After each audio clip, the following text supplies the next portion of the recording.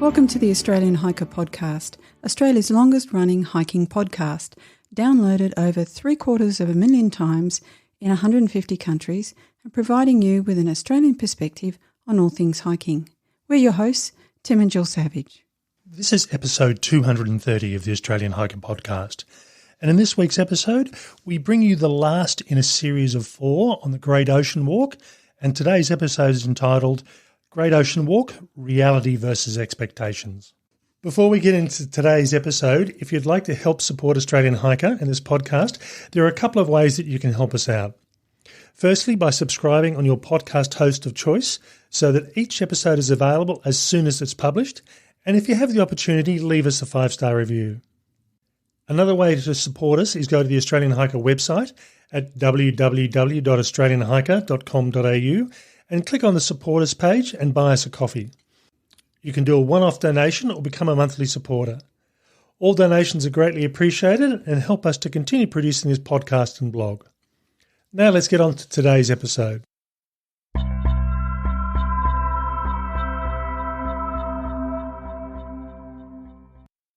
In this podcast episode, we discuss our pre-trip expectations for the Great Ocean Walk and compare them to the reality of the trip itself.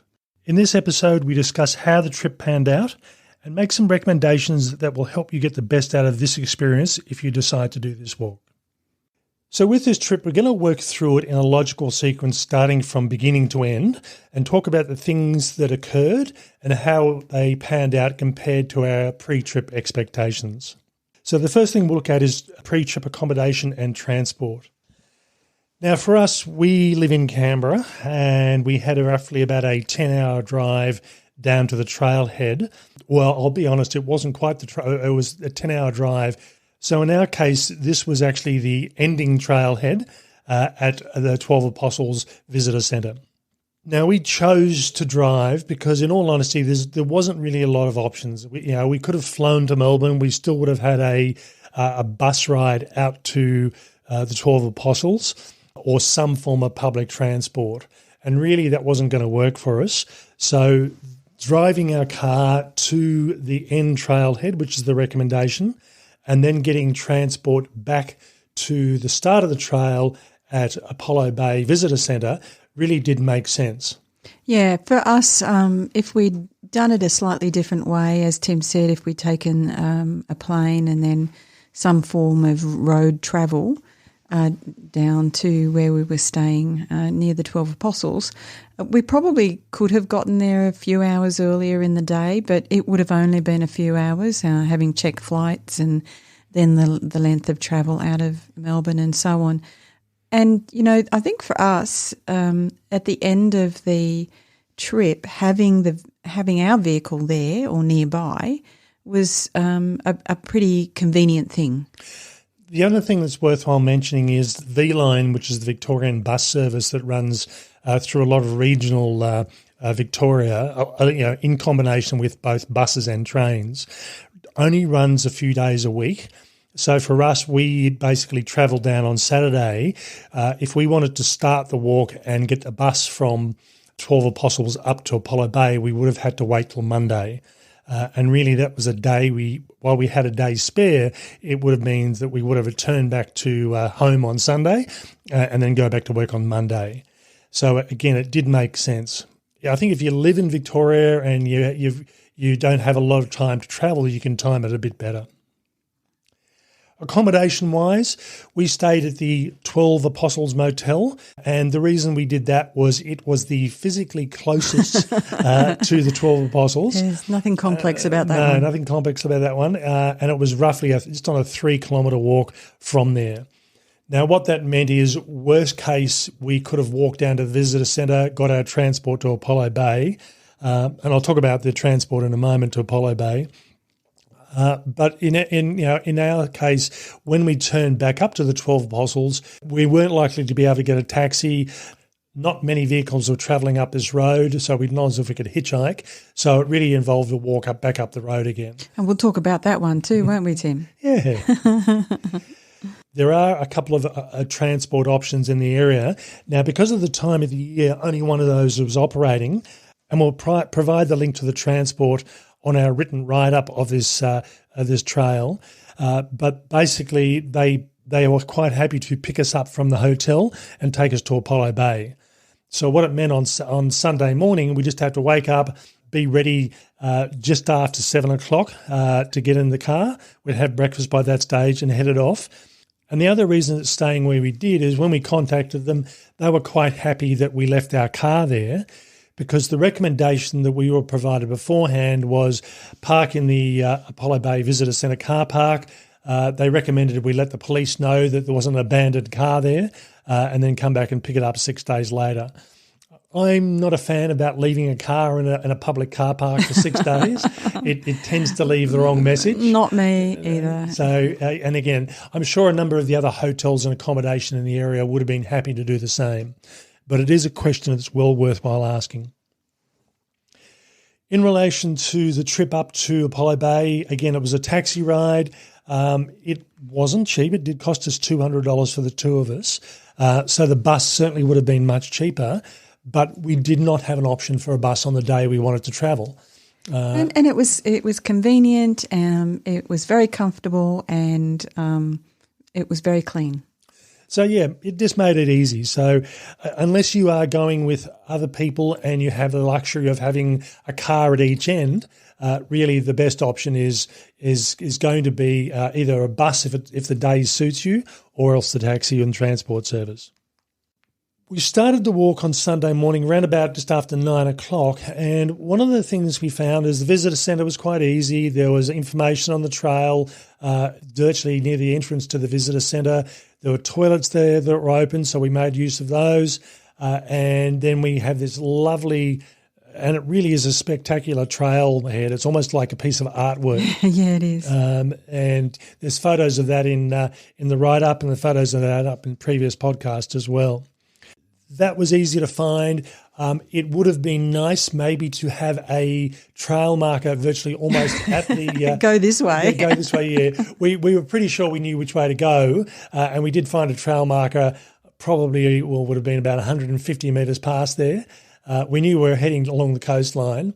But it was just it was a bit weird because it was this very grand trailhead for the beginning, and then quite seriously nothing until we walked through what essentially is a park area, a car park and a park area, and got to one of the standard arrow trail markers on the edge of that, and it was like, okay, lucky we went in the right direction, but not that we were going to get lost or anything, but yeah, it was a little bit of a surreal moment as we stood there going, okay.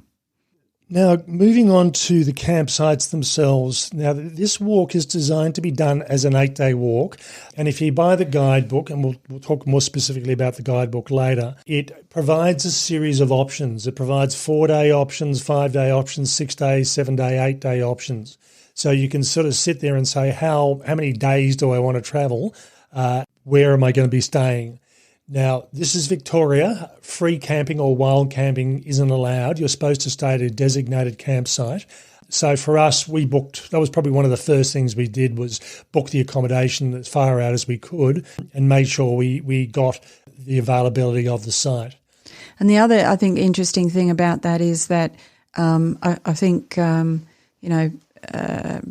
Parks Victoria seem to be operating on still on a COVID kind of arrangement, partly to keep people spread out, but I also suspect they're probably a bit short of staff, given people are still getting COVID. So even though there are only a few people booked into or camping at some of the sites that we were at, they were indicating that they were fully booked.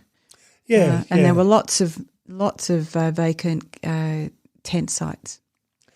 Now, in relation to the campsites, they are a paid campsite, and for us it was $17.40 per campsite or per tent for us. So that was roughly $9 per person, which is not too bad. And even with groups weren't that expensive, so it's not an expensive form of accommodation. So for the facilities you get, it's not a lot of money to pay for it. So I think it's pretty good value. And particularly at the moment when they're pretty much empty, because they're keeping the bookings low. Now, at each of the campsites, there is what they're classing as a kitchen shelter. And again, we've got photos of this in the write-up. And this is basically just I was going to say... Two-sided hut, maybe? Yeah, well, it's probably even it's a hut, a squared hut with the corner taken out. Yeah, so, that's probably true. It's almost like they've taken a side out, but a small section of each side. But what this means is you can sit in there, cook your meals, socialise, and if it is raining, then you can go to bed in your tent without having to sit outside and try and cook if it's raining. So it's really quite good in that respect. These kitchen campsites are pretty standard throughout the whole trail. So in most cases, they have 2 water tanks, and sometimes they have 1. But usually with each of the campsites, there's 3 large water tanks, and that is your water supply for the trip. There's a set of toilets. Now, we were staying in what's classed as the walk-in campground, so a hiker's campground. Some of the campsites were associated with vehicle access as well, so you'd find that sometimes the toilet might be a bit further away because it was a shared toilet between the walk-in campground and the drive-in campground. But in all honesty, there's no way cars can get anywhere near the walk-in campground unless you've got the keys to the gate, basically. Yeah. It did mean that because you had those shared facilities when that was the case, the hikers had a bit of a walk to the toilet. So I think 100 metres, I think, is probably the standard length, and there are a couple of sites that had that, so Blanket Bay and Eyre River in particular. And at Eyre River, there was a pretty steep set of, I guess, timber slat steps down to the toilet block. It does make you think how serious you are in the middle of the night to go to the toilet, and there were nights when I thought, no, I'm not doing this tonight. The other thing that's actually at the campgrounds as well is also there tends to be 1 or 2 low tables, if you like, outside tables. So, we certainly we were lucky. I think on a couple of occasions we virtually camped almost right next to a table. So it means when we had lunch or were setting up, we put all our gear on that. But then we'd go and have our main meals down in the kitchen shelter itself. Mm-hmm. What we haven't mentioned about the toilets are the views. Yes, and this is quite interesting here. Not so much the shared campgrounds where you've got toilets, but where there's vehicle access, the toilets are much bigger for catering for a much larger group of people. With the walk-in campgrounds, there is a single toilet, and there's typically a window there, and the longer we spent on the trail, the better the views got. And in fact, the very last campground, which was Devil's Kitchen, so a last night camping, you're sitting on the toilet, you're looking out the window, and you're looking at the ocean.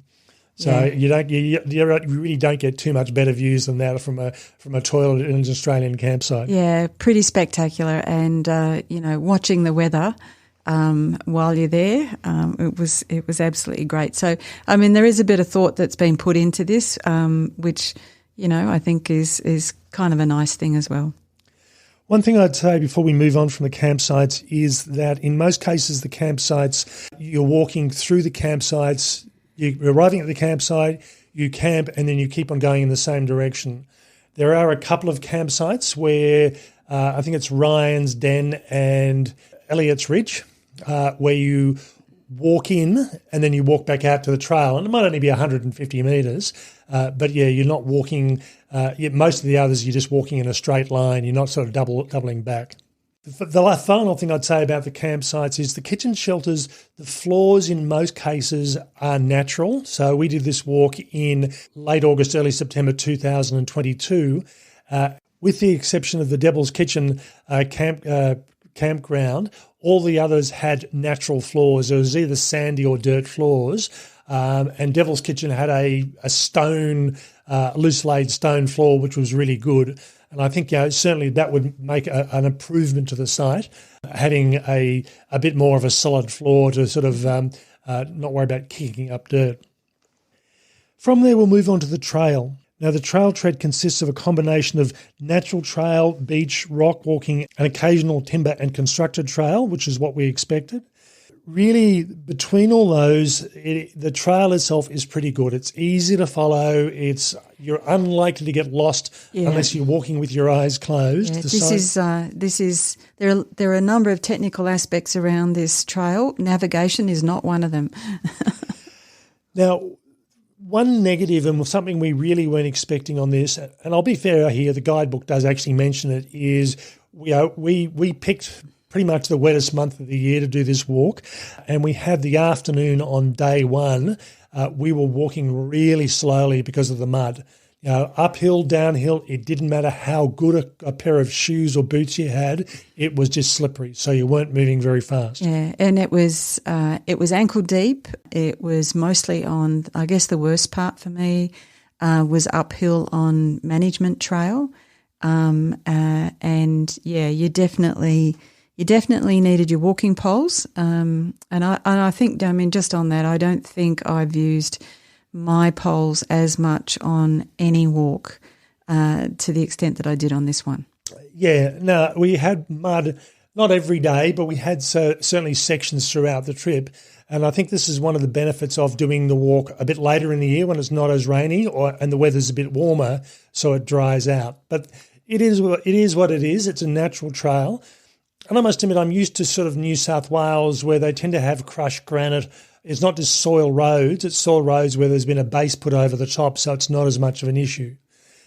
So again, I would suggest, and we will talk about what equipment to bring, but yeah, bring more socks than you think you need is probably the thing here. I have to say, at the end of that first day, if I had a vehicle waiting at Blanket Bay, I might have got in it and I might have driven away, Tim, and left you.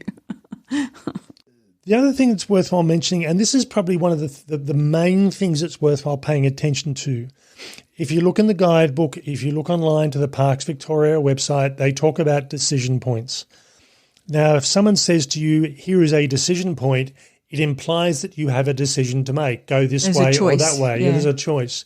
Now, while that was the case with some of them, the decision point as you leave Blanket Bay, heading towards Cape Otway, which is the next campsite, is not a decision point. You have no choice but to take the trail. We took it as being a decision point, and I'll be fair here. Parks Victoria do say do not take the decision points.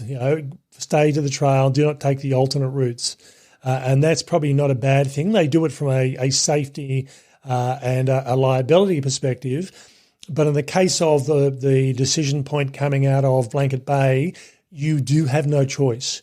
We walked up the rock platform for half an hour. We didn't have any problem, and we got to one site that you would need to be comfortable with bouldering to get around. And we didn't know what was on the other side of that. Yeah, and it turned out that it was actually no access at all. So, it was a bit curious. The other thing about the signs for the decision points is they look the same.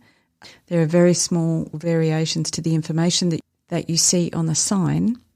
And what that means is you have to read everyone and read everyone pretty closely. That was a bit of a lesson for us on that second morning of the second day, and we learned that lesson. Just while we're talking about signs, as we mentioned the signs at the start of this episode, the trail marker is a small yellow mark with a black diamond on it or black arrow on it. There are also some interpretation signs along the way, and as well as that, there are some green signs with white writing and arrows saying this campsite 3 kilometres, this beach 2 kilometres. So again, it's very clear about which way you go. As Jill said, it's very easy. It's not a trail that requires navigation experience.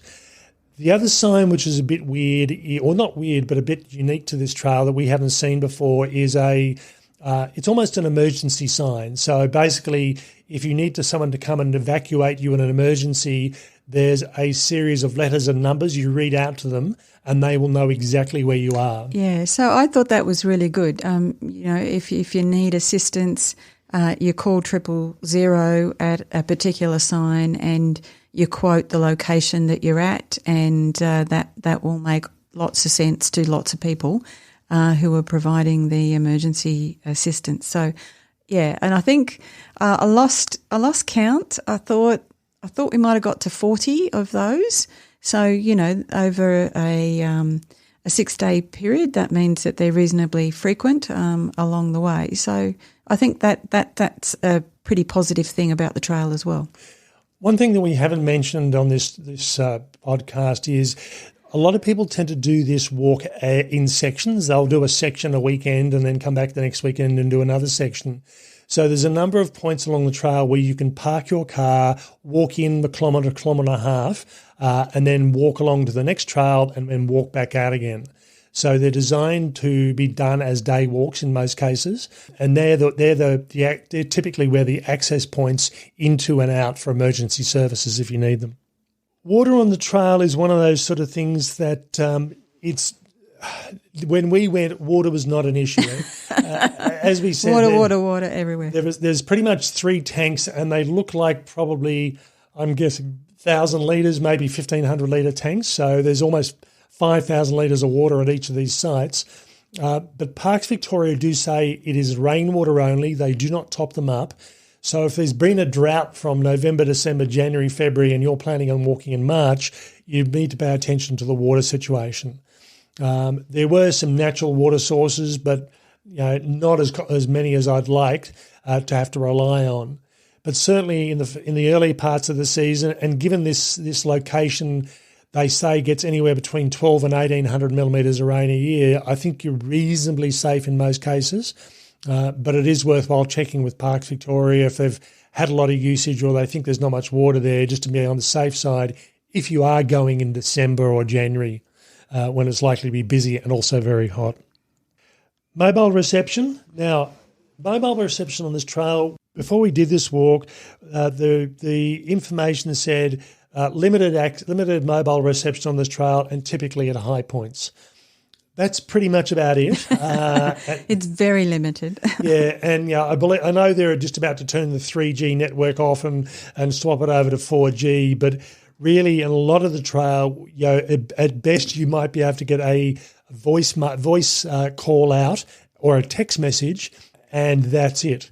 There are only a couple of occasions, I think probably 3 occasions where you could get internet, but I know Jill had to send an email out for a particular reason, and she ended up using 20% of her battery on her phone just to send one email. Yeah, so I actually put my phone in flight mode and turned it off. Most of the time I could just get 1 bar 3G, so it wasn't really worth the effort. And Tim had his comms anyway, so, that wasn't such an issue. Now, this was with Telstra, and again, Telstra tends to have the better coverage if you're doing bushwalking in a lot of areas. I don't know what it's like with the other networks, but I assume it was probably going to be not as good. Now, in relation to the scenery, one of the things that did surprise us, the scenery was good. There was no doubt about that. We love getting ocean views, and you certainly got a lot of that. We had beach walking, and again, that's different than a lot of the walks we do, so do enjoy doing beach walking. We had coastal heathland, we had various eucalyptus forests, and I think overall the thing that really did surprise us was it was almost the best way to describe this trip is each day was almost a trip within itself, and it had something different on offer than the next day or the day after. So it wasn't a matter of a 6 or an 8 day walk where it's every day is exactly the same as far as the scenery. Every day was different. So I think that's one of the biggest pluses of this trail. Yeah, and it was quite diverse. And Tim's talked about the time of the year that we went. The other thing that we were pleased about was that there was actually still lots of flowering plants. It was early for the season. It'll be spectacular in a month or so. And the other thing that I really enjoyed was the bird song. If you're a bird enthusiast, there are birds all the way, and sometimes it just feels that they're following you. They're joining you on the hike. The other thing while we're talking about the environment is the animal life. Now, I was almost thinking there was not a lot of animal life in this trail. But having said that, we saw lots of wallabies.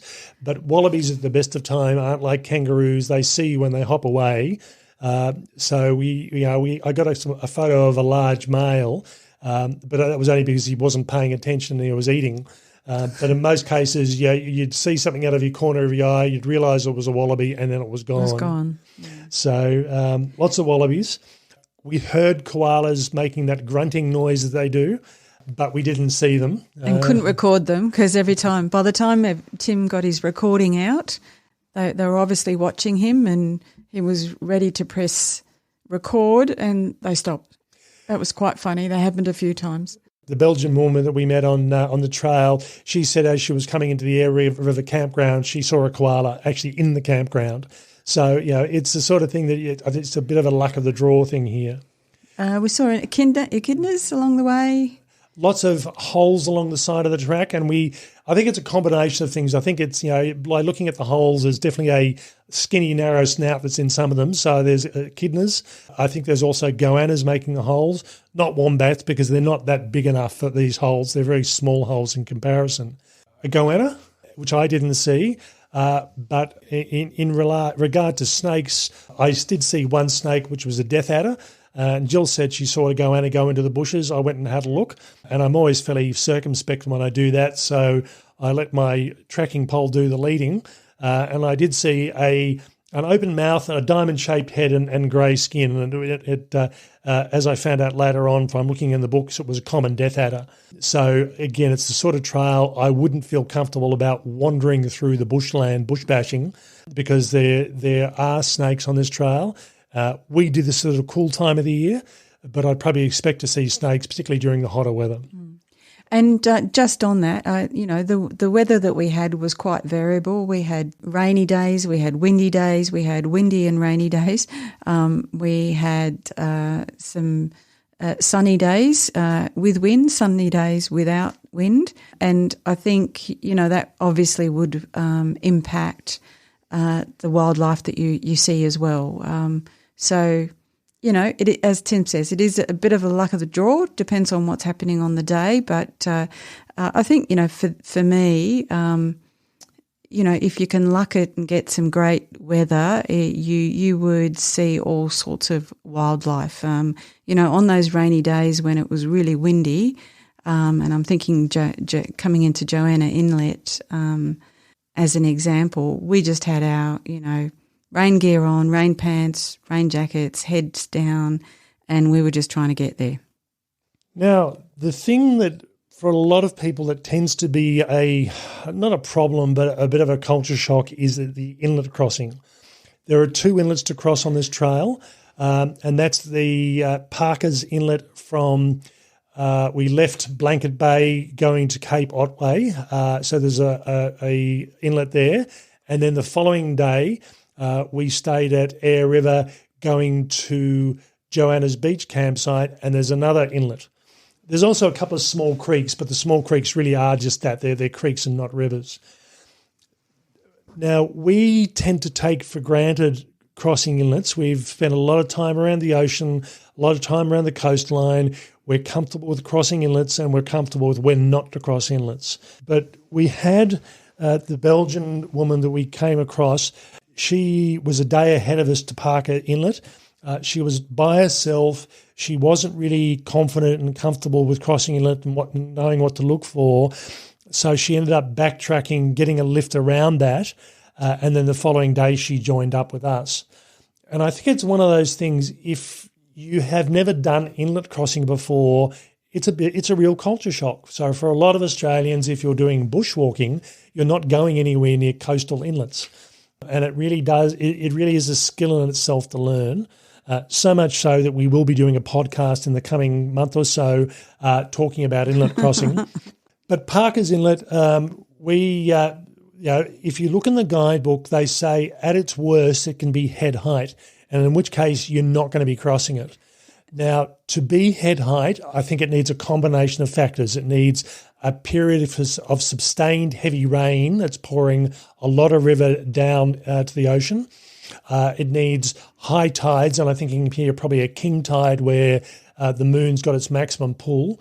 and you've got a storm blowing straight into the bay, pushing a lot of water. And I think, if you actually look at the images and if you actually get there, you can see that the highest water point at this point is probably about 1.2 metres higher than when we crossed. And when I crossed, it was around about 80 centimetres deep. So you're getting close on 2 metres in depth. And at that stage, the water's probably moving pretty heavily, pretty fast, yeah. And you're not likely to be crossing it.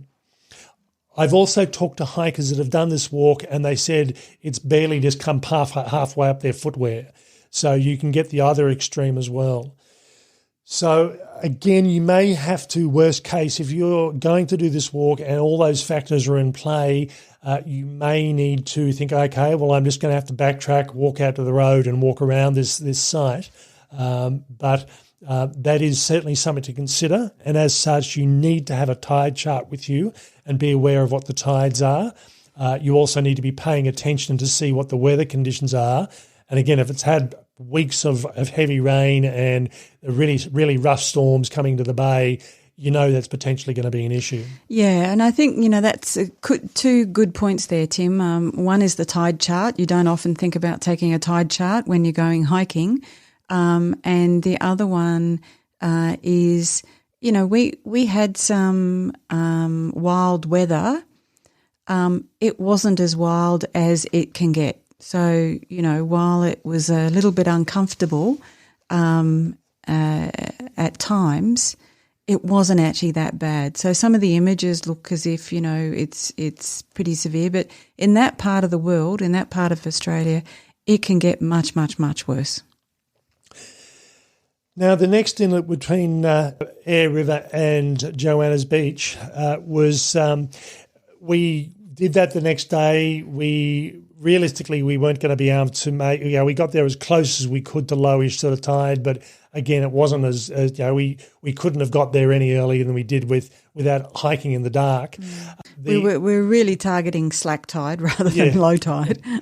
And one of the things that's worthwhile mentioning here is the water depth on this one was probably only around about 40 centimetres, so maybe 50 at worst. So it was lower than what we had at Parker's Inlet. But we were sitting there watching this inlet, and about every fifth wave, you'd get this big surge coming through, and then there'd be some smaller waves, which wouldn't be an issue. We picked the time where we got two waves, one after the other. So we were mid-inlet when we had this big rush of water come through. And again, it wasn't a lot of water, but it was a surge of water. So basically we had to just brace ourselves and not move, otherwise we would have been knocked over. Once the water retreated again, we swiftly moved on, and it wasn't an issue. But again, it's the sort of thing that come prepared for this, be aware of what your choices and your options are, and have a think about what it is you can do if you can't cross. Our option would have been to wait until low tide later in the afternoon, which was about another 7 hours away. And we certainly weren't going to stand where we were. We would have ended up having to go back up the beach into a sheltered area, get out of the wind because the wind was blowing. And I do say in some of my written text on this, it's the only time I've ever had wind blowing through my shoes. Yeah. You've got to think, well, what am I going to do? All right, I'm just going to have to turn around and try again another 5 or 6 hours later. Yeah, in that particular place, it's actually a long walk back up the beach, and we would have to have gotten off the beach. There was no shelter anywhere. It was blowing a gale and it was wet, and there was pretty much no alternative if we couldn't have crossed that inlet. Okay, now as far as when to do this trail, really you can do this trail any month of the year, and that's really not a problem. But it's a matter of what you want to go through and see. For us, we chose to do it at the end of August, early September, because that's when we could get holidays together. Now, we discovered after we'd picked the time that was also the wettest period of the year. Yay! And it was. I mean, it probably gets, as I said, it gets worse than that, but, it wasn't that bad really. So, it was good. We were getting some flowering plants, although we would have got more later on. We were getting some animal life. We would have got more if it hadn't have been raining. But what we did get was solitude on the trail. So really, the first night at Blanket Bay, we had a school group of around about 10 to 12. We had another 6 hikers that came in, and then us. The next night, we met up with the Belgian woman, and down there was pretty much the 3 of us for the rest of the trip. But in her case, she'd actually that was the 4th night for her, and when we turned up, this was the first time she had actually shared a campsite. Yeah, well, yeah, that's right. She when you listen to the podcast, Tim asked her, why she did the trail, and she read that it was popular and she was hoping to meet people, and she only met us. But again, school holidays, Christmas holidays, I can imagine it being quite busy. And if you like the crowds, that's fine. If you don't like the crowds, don't go then. Don't go then. We also did see some whales. We only saw them at a distance. My camera was not good enough to take photos of them. But we had humpback whales, fin slapping, breaching, and then doing their thing where they blow bubble nets to actually corral and catch fish. Yeah, and we were up high for most of that day watching these whales, and to be honest, it was a bit of a hazard because we weren't watching where we were putting our feet. We were just looking sideways as we were walking along to see what the whales were doing.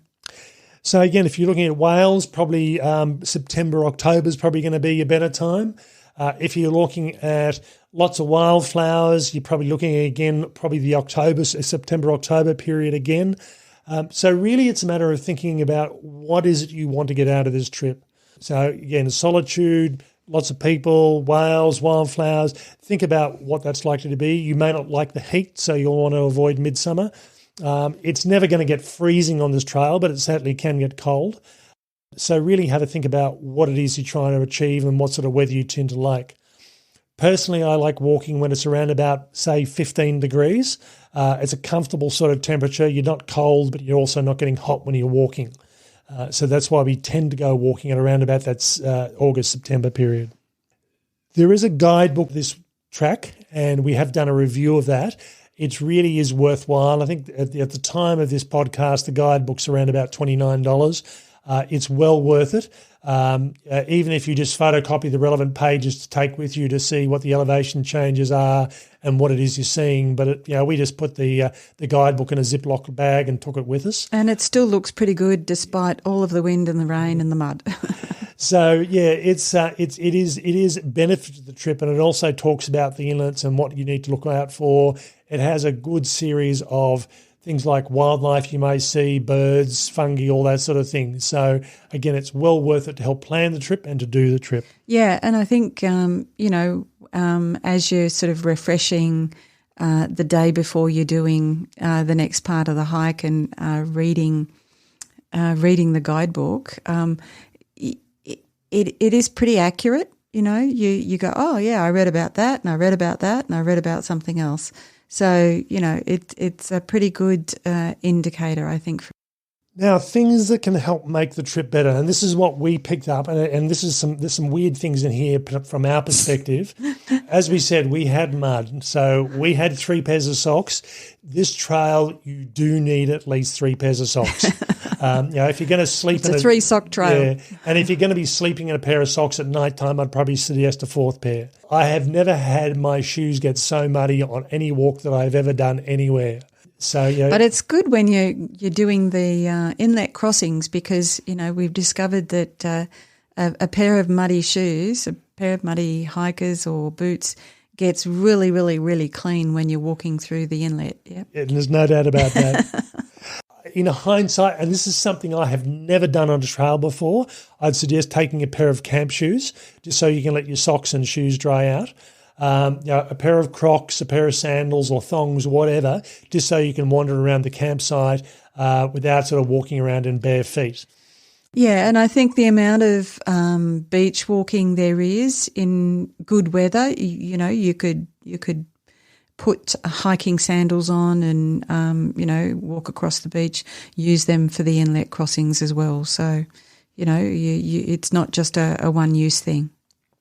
Definitely a trip where you want tracking poles. And again, this is more for managing the mud. So I managed to, and the only way I can describe this, and this is definitely an Australian saying, going A over T, I was airborne on one day.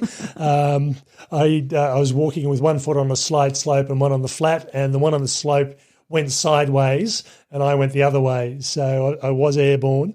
I was getting more my dignity than anything else that was hurt. But it's okay. Soft. It's okay. We all did it. And, Tim didn't have rain pants on at the time, but when I went over, I had rain pants on, and, I've got a new appreciation, a newfound appreciation of rain pants, because pretty much by the time they dried out, the mud disappeared and I didn't have dirty pants. The other thing about the mud is it actually breaks your fall. So it wasn't too hard landing when you were landing in the mud. One of the school group that was paralleling us on the first day, they all had most of them were wearing shorts with long gaiters.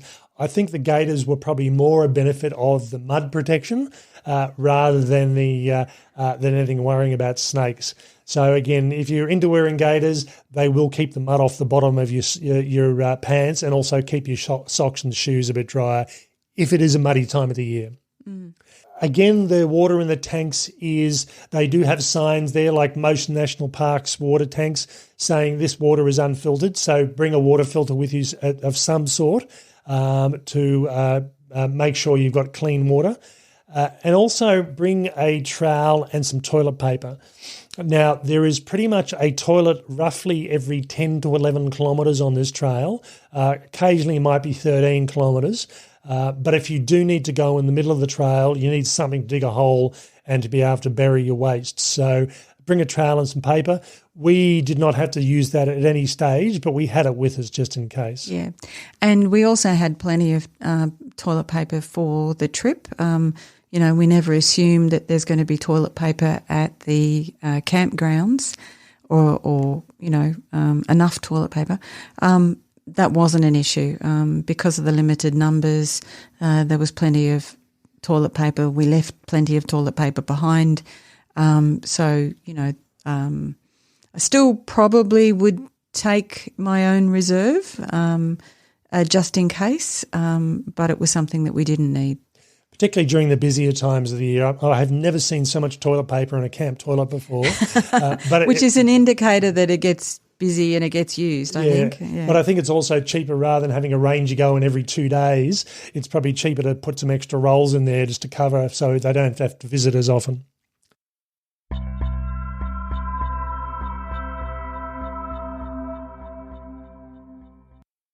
So in terms of the experience overall, I really like this walk. I think the variety on, one day to the next was part of the attraction. It was easy to navigate. We've talked about some of those technical aspects in terms of the inlet crossing. But it was very enjoyable, very pleasant, and, I think at any time of the year it's going to be something that you'll get a lot of enjoyment and a lot of appreciation out of. Okay, so if you haven't already done so, listen to the previous 3 episodes, which was our What We Expect and then 2 on-trail episodes. Have a look at the write-up, which has got images and video footage to show you what we saw along the trail. And to see what we were feeling like on each day in the written version, on the summary of what each day was like. Yeah, I'm not sure that the end of day one was a necessarily positive one for me after all that mud, but it did get a lot better after that. Okay, that's all for us. We hope you've enjoyed this 4 podcast series on the Great Ocean Walk. Again, this is a good walk and is well worth doing. That's all for me. Bye for now. And bye from me.